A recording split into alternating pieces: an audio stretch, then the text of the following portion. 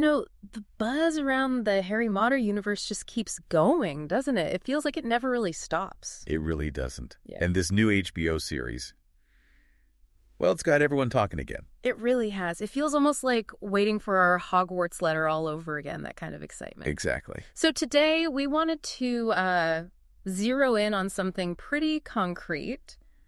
The first wave of casting, the actors who will be bringing these, well, incredibly familiar characters back to the screen. Yeah, you could spend hours scrolling through news sites, fan theories, all that stuff. Oh, easily. But we've kind of done the sorting for you could say. Nice one. So yeah, this deep dive is all about these confirmed casting choices. We're going to unpack who these actors are, what they've done before. Right. And really try to get a feel for what these decisions might, tell us about the show HBO's aiming to make. Okay. Think of it like your shortcut to understanding what's actually significant here. All right, let's jump right in then. HBO's officially announced this first group, and it includes some names that are going to instantly conjure up images for any Potter fan. Definitely. We're talking Nick Frost as our beloved gamekeeper Hagrid, Janet McTeer stepping into the formidable shoes of Professor Minerva McGonagall, okay, and Paapa Essiedu tackling the very complex and intriguing role of Severus Snape. A huge one, yeah. We've also got Paul Whitehouse as the ever-present, slightly sinister Argus Filch. Right. And, of course, the news from a bit earlier that the incredible John Lithgow will be portraying Albus Dumbledore. Can't forget him. And finally, rounding out this initial group, Luke Thallon, he'll be bringing Professor Quirrell to life, an initially awkward, ultimately treacherous Quirrell. Yeah, what's fascinating immediately is just the tapestry of talent they're weaving here. It's quite a mix. It really is. Take John Lithgow as Dumbledore. His recent role, very serious, in the Oscar-winning Conclave. Oh, yeah, saw that. He was great. It just reminded us of his incredible gravitas.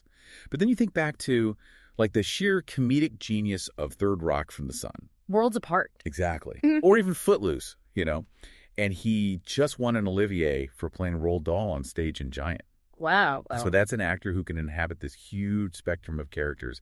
It makes you wonder, are we going to see a Dumbledore with not just the wisdom, but maybe more that playful, mischievous side the books hinted at? That's a really interesting point. And then Paapa Essiedu as Snape, his performance in I May Destroy You was just stunning. So raw, so complex. Absolutely unforgettable role. Yeah.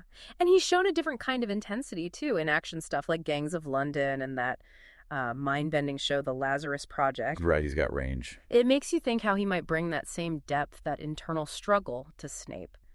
A character so defined by hidden emotions. Plus, he's doing Arthur Miller soon on stage, All My Sons. Seems like he's really committed to these complex, dramatic roles. Yeah, it suggests, could we see a Snape who maybe reveals his vulnerabilities in, new ways, compelling ways? Could be. And then there's Janet McTeer as Professor McGonagall, another actress with just incredible range. Definitely. You might remember her from period pieces like Wuthering Heights. She had such fierce intensity there. Oh, yeah. Or the drama of Albert Nobbs. And she's played these powerful, complex women in series like Ozark and Jessica Jones. Right. She commands the screen. Totally. And she's going to be in the next Mission Impossible film, too. So she's clearly got that authority, that presence. That commanding, but also fiercely protective energy. Okay. It feels absolutely right for McGonagall. Spot on. Okay, then Nick Frost as Hagrid. Now, for so many people, he is British comedy, right? Shaun of the Dead, Hot Fuzz, The World's End. The Cornetto trilogy. He's just got this incredible ability to bring warmth and humor. But he's also shown, a more grounded side in things like Into the Badlands. Yeah. And he even did voice work for Star Wars, Skeleton Crew. So it raises the question, how will he balance Hagrid's, inherent tenderness and gentleness with those moments of pure comedy? That comedic background is interesting when we also look at Paul Whitehouse as Argus Filch. Yeah, another comedy legend. The Fast Show, Harry and Paul, brilliant stuff. But his more recent work, like with Bob Mortimer in Gone Fishing. Oh, I love that show. It's revealed this much more mellow, almost sort of melancholic side, hasn't it? It really has. And he was on stage in the Only Fools and Horses musical, too. Right. So it makes you wonder, maybe his Filch might have a touch more, world weariness, or even a hint of humor under the grumpiness. Could be more layers there than we expect. And let's not overlook Luke Thallon as Quirinus Quirrell. Right. Maybe less known on screen for some people. Yeah, but his stage work is really impressive. Productions like Patriots, Albion, that Tom Stoppard play Leopoldstadt. Serious stuff. It speaks to a real dedication to his craft. And he's currently playing Hamlet for the Royal Shakespeare Company on tour. Wow, Hamlet. Okay. That level of classical training suggests, well, real depth, doesn't it? Understanding complex characters, which could be vital for Quirrell's initial nervousness, and then the darkness underneath. It really starts to paint a fascinating picture when you put all these pieces together. Yeah, it does. And it's not just about the actors, is it? We're also hearing some encouraging things from behind the scenes. Like what? Well, the showrunner, Francesca Gardner, and executive producer Mark Mylod, they've spoken about the extraordinary talent they've put together, which is, always a good sign. Absolutely. And the fact that J.K. Rowling is on board as an executive producer. That's huge for a lot of fans. It is. And HBO keeps emphasizing their commitment to a faithful adaptation of the books. That suggests a respect for the source material that feels, well, reassuring. If we kind of connect this to the broader timeline, things seem to be moving forward pretty purposefully. How so? Filming is reportedly scheduled to start this summer. Okay, soon then. Yeah. With a potential air date possibly as early as next year. Wow.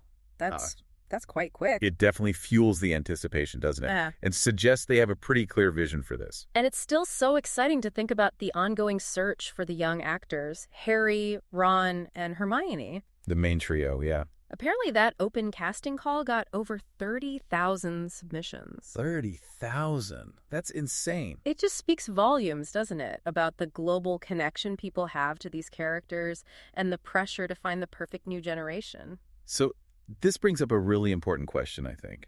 What does this specific blend of actors, established names, diverse backgrounds in comedy, drama, stage work, what does it tell us about the overall tone, the direction of the series? Yeah, what's the vibe they're going for? It feels like they're aiming for a show that can handle the full spectrum of the books. The lighter, more whimsical moments. The early years feel. But also the darker, more emotionally challenging themes that come later. That makes perfect sense, especially when you think about the expanded canvas a TV series gives you compared to the films. Exactly. There are just so many intricate plot threads, character nuances in the books that simply couldn't fit into a 2-hour movie. Oh, wow. This longer format really gives them the chance for a much more, comprehensive and detailed journey through Harry's world. A proper deep dive, you might say. Precisely. And these initial casting choices seem to reflect that ambition for depth, for complexity. They've brought in actors who can clearly handle multifaceted characters and storylines. And the continued search for the kids just underscores how crucial getting those roles right must be for them. Definitely. Oh, and just a little spark of speculation that's been floating around. Definitely not confirmed by HBO, mind you. Rumors. Yeah, just whispers, people talking about other actors potentially joining, including Cillian Murphy as a possible Voldemort. Ooh, interesting. But just a rumor. Purely rumor at this stage. But it does show just how much attention and excitement is surrounding this whole project. It certainly does. So just to kind of bring it all together, we have this incredible first look at the actors stepping into some really iconic roles. Right. Nick Frost as Hagrid. Janet McTeer as McGonagall. Paapa Essiedu as Snape. Paul Whitehouse as Filch. The already announced John Lithgow as Dumbledore. And Luke Thallon as Quirrell. Yeah, this first wave really gives us a tangible sense of the show's potential direction, doesn't it? It's a compelling mix. Familiar faces, exciting talents. It hints at a series that's striving for both authenticity to the books we love. Yeah, maybe a fresh, nuanced perspective, too. Exactly. Hopefully this deep dive has given everyone listening a more informed idea about these initial casting choices, some context on the actors, the production. Yeah, sort of the story so far. It's only the first chapter, of course, but these reveals offer some genuinely intriguing clues about what's coming. So as we wrap up, here's something to maybe mull over. Based on these initial casting choices, what specific parts of the Harry Potter books are you personally most excited to see explored in this bigger TV series format? Good question. And how do you kind of picture these particular actors bringing, new layers or interpretations to these characters we've known for so long? Yeah, lots to think about there. Yeah. It's going to be fascinating to watch it all unfold, isn't it? Absolutely. Can't wait.